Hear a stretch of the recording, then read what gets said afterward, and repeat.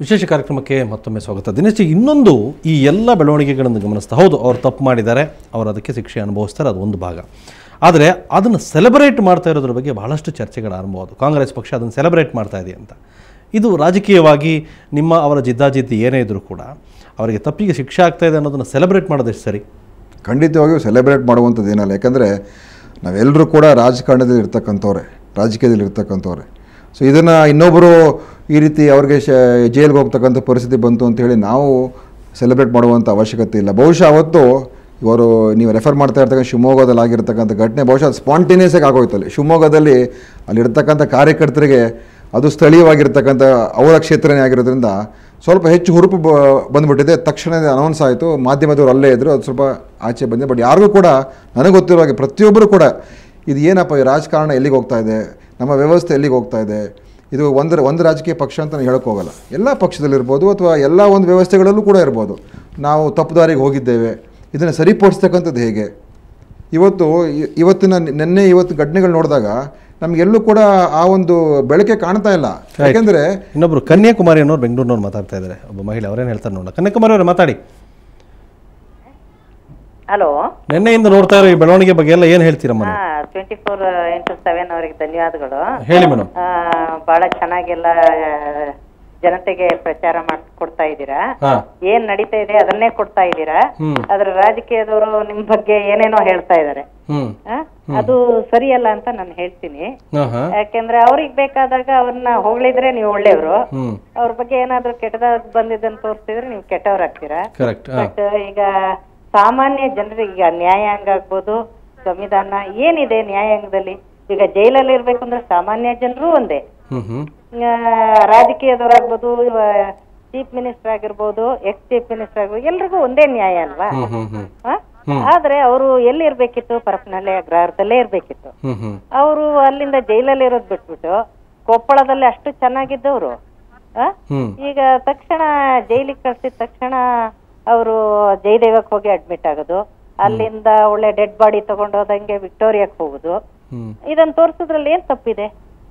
ಇದು ನಮ್ಮ ರಾಜ್ಯ ರಾಷ್ಟ್ರ ನೋಡ್ತಾ ಇದೆ, ನಮ್ಗೆ ನಾಚಿಗೇಡಾಗಿದೆ. ಇಂಥ ಒಂದು ಸರ್ಕಾರ ಈ ರೀತಿ ನಡೆಸ್ತಾ ಇದೆಯಲ್ಲಪ್ಪ ಅಂತ ಹೇಳಿ ಇದ್ರ ಬಗ್ಗೆ ಇಂಥವ್ರಿಗೆಲ್ಲ ಯಾಕೆ ಬೇಲ್ ಕೊಡ್ಬೇಕು?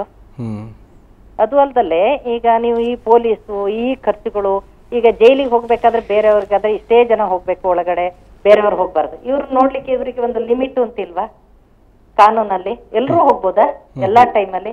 ಹಾಸ್ಪಿಟ್ಲಲ್ಲಿ ನಿನ್ನೆಯಿಂದ ಸ್ವಾಮೀಜಿಗಳು ಹೋಗುವಂತ ಒಂದು ಇದು ಏನಿತ್ತು ಅಂತ, ಸ್ವಾಮೀಜಿಗಳಲ್ಲಿ ನಮಗೂ ಗೌರವ ಇದೆ, ಎಲ್ಲಾ ಜಾತಿ ಎಲ್ಲಾ ಜನಾಂಗದವರು. ಈ ಸಿದ್ಧಗಂಗಾ ಸ್ವಾಮೀಜಿ ಅಂದ್ರೆ ಬಹಳ ಎಲ್ರು, ನಾನು ಅವ್ರನ್ನ ಬಹಳ ನಂಬ್ತೀನಿ.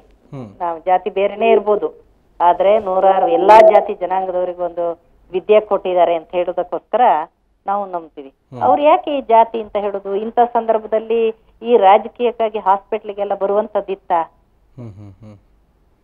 ಓಕೆ, ಒಟ್ಟಾರೆ ಬೆಳವಣಿಗೆ ಬಗ್ಗೆ ತಮಗೆ ಬೇಜಾರಿದೆ ಹಾಗಾದ್ರೆ? ತುಂಬಾ ಬೇಜಾರಾಗಿದೆ ನಮಗೆಲ್ಲ, ನಮ್ಮ ರಾಜ್ಯದ ಜನತೆಗೆ ಬೇಜಾರಾಗಿದೆ, ನಮ್ಮ ರಾಷ್ಟ್ರದಲ್ಲಿ ಜನ ನೋಡ್ತಾ ಇದಾರಲ್ಲ ಅಂತ ನಮ್ಗೆ ಹೇಸಿಗೆ ಆಗಿದೆ ಸರ್. ಓಕೆ, ಕರ್ನಾಟಕದ ಬಗ್ಗೆ ಏನು ಅಭಿಪ್ರಾಯ ಬರುತ್ತೆ ದೇಶದಲ್ಲಿ ಅಂತ ಹೇಳಿ. ರೈಟ್. ಥ್ಯಾಂಕ್ ಯು ಮೇಡಮ್, ನಮ್ಮ ಜೊತೆ ಎಷ್ಟೊತ್ತು ಮಾತಾಡೋದಕ್ಕೆ. ಸೊ ಇದು ಕನ್ಯಾಕುಮಾರಿ ಅವರ ಅಭಿಪ್ರಾಯ. ಅವರೊಬ್ಬ ಸಾಮಾನ್ಯ ಗೃಹಿಣಿ. ಸೊ ಅವರ ಪ್ರಕಾರ ಅವರ ವೈಯಕ್ತಿಕ ಅಭಿಪ್ರಾಯವನ್ನು ನಮಗೆ ತಿಳಿಸಿದರು. ಸೊ ಯಾರೇ ಆಗಲಿ ಈ ರೀತಿ ಆಗಿದ್ದು ಎಷ್ಟು ಸರಿ ಅನ್ನೋದು ಮಾಡೋದೆಲ್ಲ ಮಾಡಿಬಿಟ್ಟು ಆಮೇಲೆ ಮಾಧ್ಯಮದವ್ರು ತೋರಿಸಿದ್ರು, ಅದು ಸರಿ ಇಲ್ಲ, ತೋರಿಸಬಾರ್ದಿತ್ತು ಅನ್ನೋ ಒಂದು ಅಗೇನ್ ಹಿಂದೆ ತಿರ್ಚಿ ಬರೆದ್ರು ಅಂತ ಹೇಳ್ತಾ ಇದ್ರು. ಈಗ ತೋರಿಸಿದ್ದೇ ತಪ್ಪು ಅನ್ನೋ ವಿಚಾರ, ಅಂದರೆ ಅವ್ರಿಗೆ ಖುಷಿಯಾಗೋಗಿ ತೋರಿಸಿದ್ರೆ ಇಟ್ಸ್ ಗುಡ್.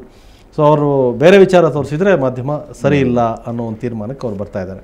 ಸೊ ಅದ್ರ ಜೊತೆಗೆ ತಾವು ಆಗಲೇ ಇನ್ನೊಂದು ಹೇಳ್ತಾ ಇದ್ದೀರಿ, ತಾವು ಏನು ಈ ಚುನಾವಣೆಯ ಪದ್ಧತಿಯ ಬಗ್ಗೆ ಒಬ್ಬರು ರೈತರು ಮುಖಂಡರು ರೈತರೊಬ್ಬರು ಮಾತಾಡಿದಾಗ ನಾನು ಅವ್ರಿಗೂ ಹೇಳಿದೆ ಯಾವ ಸ್ಥಿತಿ ಬಂದು ತಲುಪಿದೆ ಅಂತೇಳಿ. ನೀವು ಅದಕ್ಕೇನು ಹೊರತಲ್ಲ, ಭ್ರಷ್ಟಾಚಾರ ಆರಂಭವಾಗದೆ ಅಲ್ಲಿಂದ ಶುರುವಾಗಿ ಮತ್ತು ಅದಕ್ಕೆ ಹೋಗ್ತಾ ಇರುತ್ತೆ ಮುಂದಕ್ಕೆ. ಇದಕ್ಕೆಲ್ಲ ಮೂಲ ಕಾರಣಕರ್ತರು ಯಾರು ನಿಮ್ಮ ಪ್ರಕಾರ?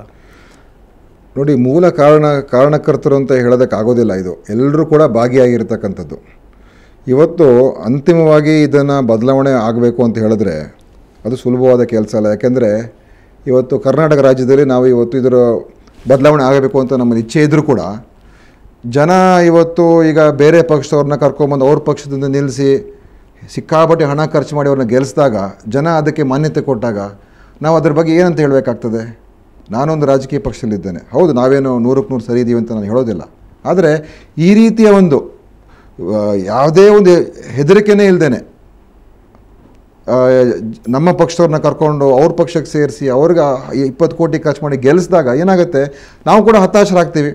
ಮತ್ತು ನಾಳೆ ನಾವೇನು ಮಾಡ್ತೀವಿ, ಆಲೋಚನೆ ಮಾಡ್ತೀವಿ, ನಾಳೆ ನಾವು ಮುಂದೆ ಗೆಲ್ಲಬೇಕಾದ್ರೆ ನಾವು ಇದನ್ನೇ ಮಾಡಬೇಕಾಗತ್ತೆ ಅಂತ.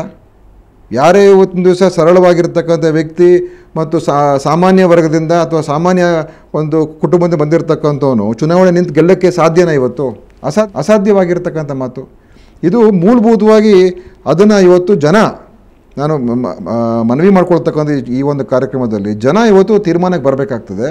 ಹೌದಪ್ಪ, ಇಂತಹ ಒಂದು ಯಾವುದೇ ರಾಜಕೀಯ ಪಕ್ಷ ಆಗಿರಲಿ ವ್ಯಕ್ತಿ ಆಗಿರಲಿ ಈ ರೀತಿಯಾಗಿ ಬರೀ ಮುಖಾಂತರ ನಾನು ಗೆಲ್ತೀನಿ, ಕೋಟಿಗಳು ಸುರಿತೀನಿ ಅಂತ ಆ ಒಂದು ರೀತಿಯಲ್ಲಿ ಗೆಲ್ಲೋದಕ್ಕೆ ಶುರು ಆಗ್ಬಿಟ್ರೆ ಸೊ ಜನ ಇದು ಎಚ್ಚೆತ್ತುಕೊಳ್ಳೇಬೇಕು. ಅಂತಿಮವಾಗಿ ಪ್ರಜಾಪ್ರಭುತ್ವದಲ್ಲಿ ಜನ ಎಚ್ಚೆತ್ತುಕೊಳ್ಳೇಬೇಕು. ಈ ಬೆಳವಣಿಗೆಯನ್ನು ನೋಡ್ತಾ ಇದ್ರಿ, ಇದನ್ನೇನು ಗಮನಿಸ್ತಾ ಇದ್ರಿ, ಇದೆಲ್ಲದಕ್ಕೂ ಇಂಡೈರೆಕ್ಟ್ ನೀವು ಕಾರಣಕರ್ತರಿದ್ದೀರಿ ಅನ್ನೋದು. ನಾವು ಎಲ್ಲರೂ ಕಾರಣಕರ್ತರು, ಬಟ್ ಡೆಮಾಕ್ರಸಿಲಿ ಅಂತಿಮವಾಗಿ ನಾವು ಕೂಡ ಜನನೇ.